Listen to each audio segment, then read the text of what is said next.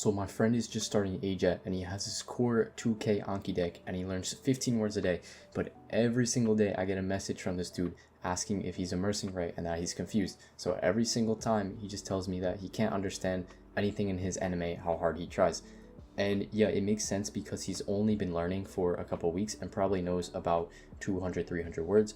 But I'm just going to be here to explain what to do in immersion while you're still building your foundation of the initial 1000 words. So what's the actual problem here? So if you're anything like my friend, you pull up your anime, you load your Japanese subtitles, and then you proceed to look up every single word in English. So the problem with this is that you're not actually taking the time to just listen to the sounds of Japanese and associate the characters on the screen with the actual sound that you're hearing.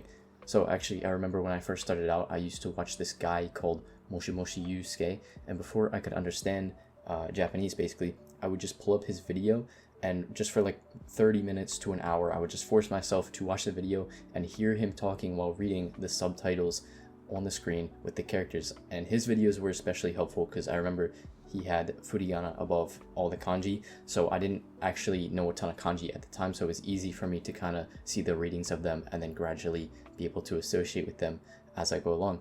But of course, by doing this, I still really couldn't understand a single sentence, but I could start picking out words that I had seen in my Anki deck or heard in other contexts. And really, at first, this felt super pointless. Like, why am I even doing this if I don't even understand what I'm watching? But here's the thing, it's not about understanding every single word at this stage. It's just about getting used to the flow and the sounds and the rhythm of Japanese. So basically, when you finally start picking up words and phrases, your brain is already going to be familiar with the patterns. So basically, you're just trying to build the foundation for your listening skills, making it easier to eventually move on to pure listening, where you can understand what's being said without having to rely on subtitles. Because at least now in time, you can't really, pull up subtitles when someone is speaking. So what's the solution to all this? What can you actually do about it?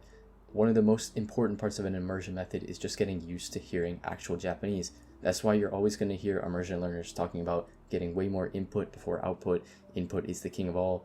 But if you've ever spent any time in the refill community, for example, they have this thing that they call the noticing game, which is basically just what I described before. So you have your Anki deck and you learn your words on there, you do your reviews, typically before you go to immerse, and then you take those words that you just learned, the ones that you just reviewed, and then what you're going to do is just go look out for the words in your immersion.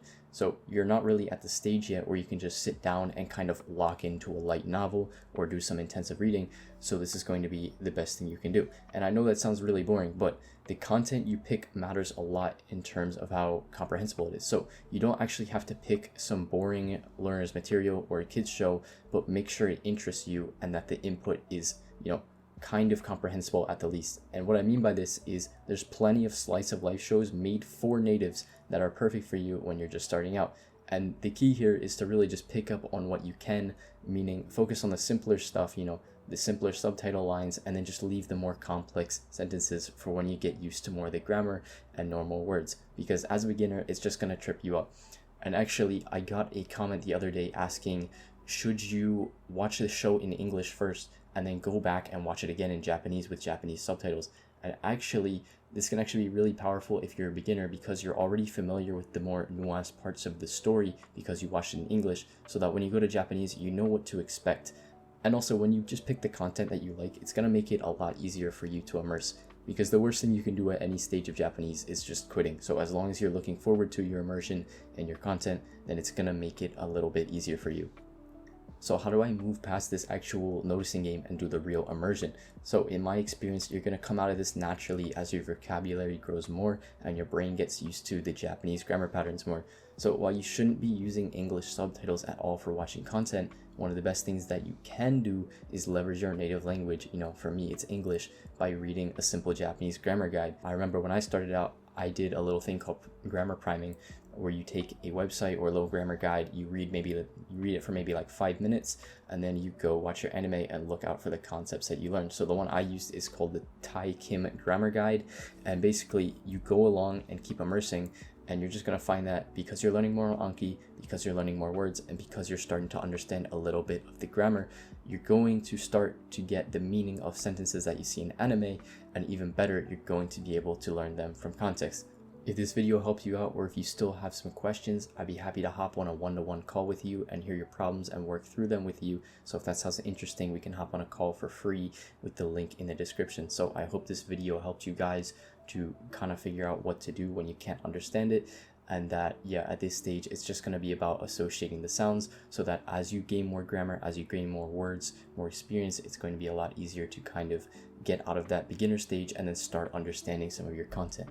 So yeah, with all that said, that's the end of the video. それじゃあまたね。